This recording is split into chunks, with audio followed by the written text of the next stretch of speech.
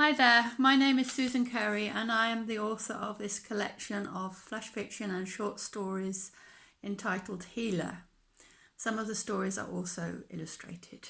It's available on Amazon now as an ebook and paperback, that is of autumn 2020. I have been a business English teacher for many years, and many of my stories are inspired by the anecdotes told to me by my students. And I had the privilege of teaching one of the art directors at the Rijksmuseum in Amsterdam, and formerly he worked as a curator in the Dresden Museum of Fine Arts in Germany. And he told me a very surprising story about this painting, which is Raphael's Sistine Madonna, which was restored and exhibited in the museum a few years ago. Now, it was exhibited in such a way that it had a surprising effect on the viewers. So I would like to read that for you now.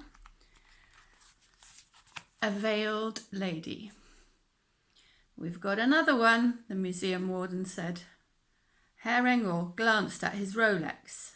"It's only 12 and this is the second today. What shall I do with her?" "I'm coming down." Why do they phone me every time, Herr Engel thought.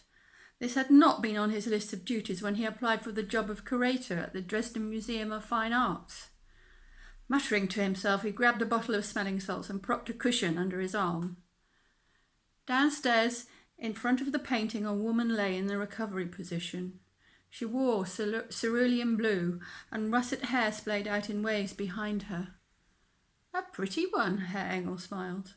All week it had been matronly ladies fainting at their first glimpse of Raphael's Sistine Madonna.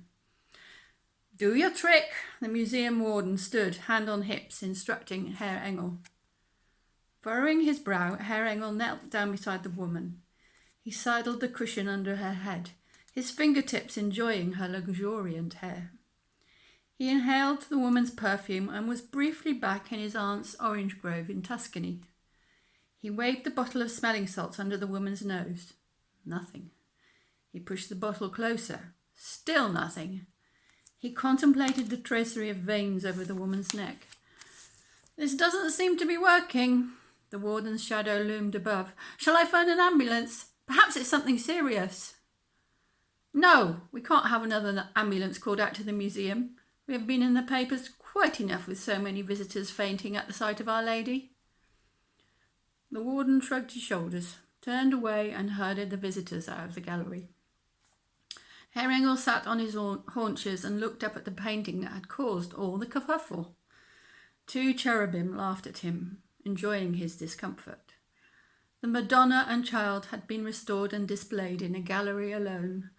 So cleverly lit, the painting was luminescent in the darkened room.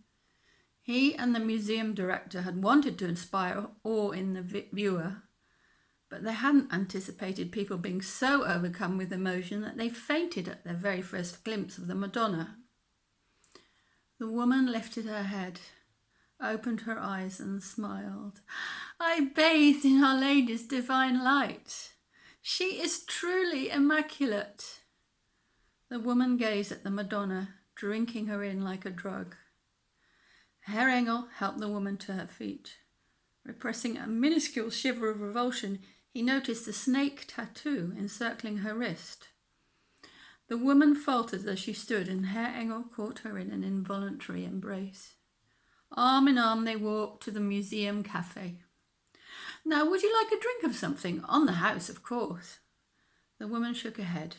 "I must go. I have to pick up my little boy from kindergarten." "As you wish." Herr Engel nodded and waved her off.